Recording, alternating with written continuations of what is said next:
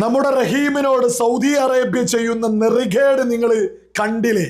അവരാവശ്യപ്പെട്ടതിനനുസരിച്ച്, അവരുടെ നിയമം അനുസരിച്ച് അവർക്ക് നമ്മൾ 30 കോടിയിലും അധികം രൂപയാ കൊടുത്തത്. എന്നിട്ടും ഒരു ഉളുപ്പുമില്ലാതെ പ്രോസിക്യൂഷൻ റഹീമിന്റെ ശിക്ഷ അധികരിപ്പിക്കണമെന്ന് പറഞ്ഞ് അപ്പീൽ നൽകിയിരിക്കുന്നു. ഏജാതി ഉളുപ്പില്ലായ്മയാ സൗദി ചെയ്യുന്നത്. 20 വർഷമാണ് ശിക്ഷ. ഇതിനോടകം തന്നെ 19 വർഷം ജയിലിൽ കിടന്നു. അല്ല, ഈ ജാതി ഊള നിയമങ്ങളാണോ നമ്മുടെ രാജ്യത്തേക്ക് കൊണ്ടുവരണോ എന്ന് ഇവിടെ കുറെ മരമൊണ്ണകള് പ്രചരിപ്പിക്കാറുള്ളത്. പറഞ്ഞു കഴിഞ്ഞോ? ഈ മരമൊണ്ണ സോഷ്യൽ മീഡിയയിൽ ഇങ്ങനെ വന്നിരുന്നു കൊണ്ട് അവന്റെ ഉണ്ടകണ്ണുകളെടുത്ത് പുറത്ത് തള്ളിയിട്ട് താടിക്ക് ഇങ്ങനെ ഒരു പിടിയും പിടിച്ചിട്ട് ഞാൻ വളരെ കൃത്യമായിട്ടാണ് ഓരോ കാര്യങ്ങളും പറയുന്നത്. ഞാൻ പറയുന്ന യാഥാർത്ഥ്യങ്ങൾ കേൾക്കുമ്പോൾ ഒരു വിഭാഗം ആളുകൾക്ക് കുരു പൊട്ടുന്നു. ഇങ്ങനെ ശരീരം മൊത്തം കുലുക്കി ഇങ്ങനെ സോഷ്യൽ മീഡിയ വന്നിന്ന് പറയുമ്പോൾ അവൻ എന്തോ വലിയ സംഭവമാണെന്ന് അവന്റെ വിചാരം. നീ ഒരു സംഭവമല്ല. പിന്നെ കുരു പൊട്ടുന്നത് ആർക്കാ കുരു പൊട്ടുന്നത്? നീ ചാണകത്തിന് വേണ്ടി അവരെ സൂചിപ്പിക്കാൻ വേണ്ടി വന്ന് പിടിയിരുന്ന് വിടുവായിത്തം പറയുന്നതാണെന്ന് എല്ലാവർക്കും അറിയാം. പിന്നെ ആരുടെ കുരുവാ പൊട്ടുന്നത്? നിന്റെ കുരുവായിരിക്കും സ്വയം പൊട്ടുന്നത്. ചാണകം തിന്നുന്നവന്മാരുടെ മലദ്വാരത്തിൽ നിന്നും വരുന്ന മലം തിന്ന് ജീവിക്കുന്ന നിനക്ക് ഇസ്ലാമിക നിയമത്തെ പറ്റി പറയാൻ എന്ത് യോഗ്യതയാണുള്ളത്? പിന്നെ നിന്റെ പ്രശ്നം റഹീമിന്റെ പ്രശ്നമാണെങ്കിൽ അത് അപ്പീല് പോയിട്ടേ ഉള്ളൂ.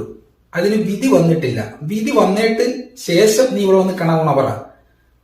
കാരണം അവിടെ വിധി പറയാതിരിക്കുന്നത് നിന്നെപ്പോലെ ചാണകം തിന്നവരല്ല, നന്നായിട്ട് നല്ല ഭക്ഷണം കഴിക്കുന്നവരാ. അപ്പൊ അതിന് അനുയോജ്യമായ വിധി തന്നെ വരുള്ളൂ. എന്റെ പൊന്നുമോൻ സൗദിയിലേക്ക് നോക്കിയപ്പോൾ റഹീമിന്റെ വിഷയം മാത്രമേ കണ്ടിട്ടുള്ളൂ, വേറൊന്നും കണ്ടിട്ടില്ല. അതൊന്നും കാണില്ല. കാരണം നീ ചാണകത്തിന്റെ കുണ്ടി മണപ്പിച്ച് അവരെ സൂചിപ്പിക്കാൻ നടക്കുന്നവനാ. അതുകൊണ്ട് നീ വേറെ വിഷയങ്ങളൊന്നും കാണില്ല. ഞാൻ പറഞ്ഞുതരാം. മാസങ്ങൾക്ക് മുമ്പ് സൗദിയിലെ പോലീസുകാർ 4 പേരെ അറസ്റ്റ് ചെയ്തു. 2 ഈജിപ്ഷ്യൻ പൗരനെയും 1 നൈജീരിയക്കാരനെയും 1 സൗദിക്കാരനെയും. എന്തിന്? മയക്കുമരുന്ന് കടത്തിയതിന്. 4 പേരെയും വധശിക്ഷയ്ക്ക് വിധിച്ച് തൂക്കിക്കൊന്നു ഒരാഴ്ചയുടെ ഗ്യാപ്പില്. അടുത്തത് പറഞ്ഞുതരാം.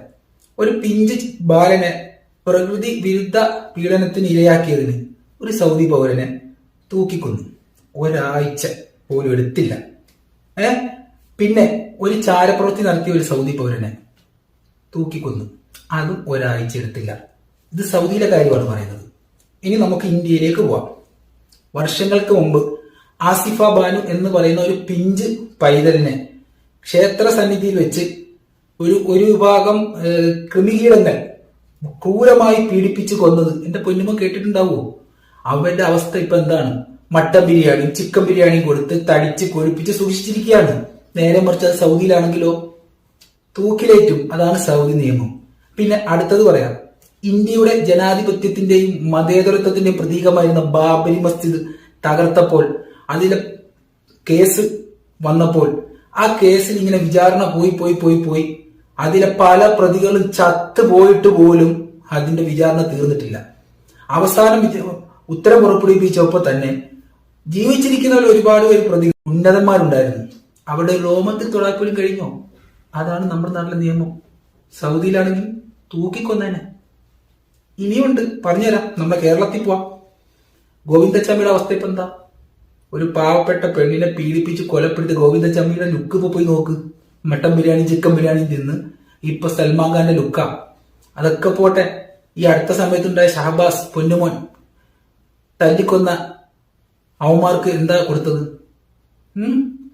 പോലീസ് അകമ്പടിയോടുകൂടി എക്സാം എഴുതാനും പോകാനും വരാനുമുള്ള സൗകര്യം കൊടുത്തു. അത് ഇവിടെ നമ്മുടെ നാട്ടിലെ നിയമമാണ്. അത് സൗദിയിലായിരുന്നെങ്കിലും ചാണകത്തിനെ സൂചിപ്പിക്കാൻ വേണ്ടി ഇറങ്ങിയിരിക്കുന്ന നീ അവര് കാണിക്കുന്ന തെമ്മാടിത്തരങ്ങൾക്കും തോന്നിവാസങ്ങൾക്കും എതിരെ ഒരു വീഡിയോ ചെയ്യാനുള്ള ആംബിയർ നട്ടലും ഉണ്ടോ നിനക്ക്? ഉണ്ടെങ്കിൽ നിന്നെ ആണായിട്ട് സമ്മതിക്കാടാ. പിന്നെന്താ നീ പറഞ്ഞത്? സൗദിയിലെ നിയമം നമ്മുടെ നാട്ടിൽ കൊണ്ടുവരാൻ കുറെ പൊട്ടന്മാര് ശ്രമിക്കുന്നു. തീർച്ചയായിട്ടും ശ്രമിക്കുന്നുണ്ട്. കാരണം ഈ സൗദിയിലെ നിയമം നമ്മുടെ നാട്ടിൽ വന്നാൽ ആദ്യം നാവരിയുന്ന നിന്നെപ്പോലുള്ള തീട്ടം ശ്രദ്ധിക്കുന്നവന്മാരെയാണ്. അതുകൊണ്ട് നീയൊക്കെ ഭയക്കും, നീയൊക്കെ എതിർക്കുകയും ചെയ്യും. എന്നാൽ അമ്മയും പെങ്ങളെയും തിരിച്ചറിയാവുന്നവരും അവരുടെ വിലയും തിരിച്ചറിയാവുന്നവരും, അത് ഹൈന്ദവ വിശ്വാസികളായിക്കോട്ടെ ക്രൈസ്തവ വിശ്വാസികളായിക്കോട്ടെ, അവരെല്ലാം സൗദിയിലെ നിയമം അതേ നിയമം നമ്മുടെ നാട്ടിൽ വരണം എന്ന് ആഗ്രഹിക്കുന്നവരാ. ശ്രദ്ധിക്കണം. അമ്മയും പെങ്ങളെയും തിരിച്ചറിയാവുന്നവരുടെ കാര്യം പറഞ്ഞേ.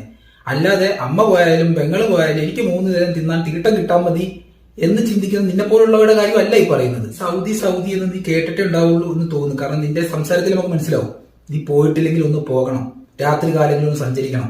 10 മണിക്കും 11 മണിക്കും 1 മണിക്കും 2 മണിക്കും അവിടെ സ്ത്രീകൾ സഞ്ചരിക്കുന്നത് എനിക്ക് കാണാം, യാതൊരു ഭയവുമില്ലാതെ, ആരെയും പേടിക്കാതെ.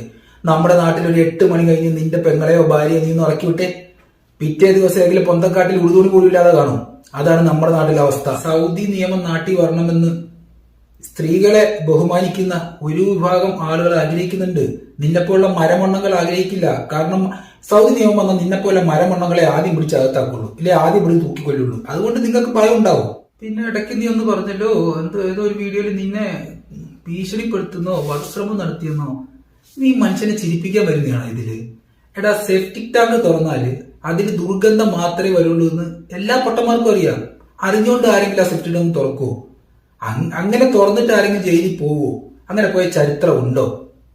അങ്ങനെ ആരെങ്കിലും വധഭീഷണി പെടുത്തിയാൽ അവൻ ആ സേഫ്റ്റി ടാങ്കിനെക്കാണോ ദുർഗന്ധം ഉണ്ടാകുന്ന ഒരു വ്യക്തിയല്ലേ? ഇസ്ലാമിനെ വിമർശിച്ച് ചാണകത്തെ സൂചിപ്പിച്ച് നടക്കുന്ന നിന്നോട് പറയാനുള്ള ഒരു ഒറ്റ വാക്കേ ഉള്ളൂ. നമ്മുടെ സുരേഷ് ഏട്ടന്റെ സിനിമയിൽ പറയുന്ന ഒരു ഡയലോഗ്, ചാരമാണെന്ന് കരുതി വെറുതെ ചെയ്യാൻ നിൽക്കണ്ട, കനല് കെട്ടില്ലെങ്കിൽ പൊള്ളും.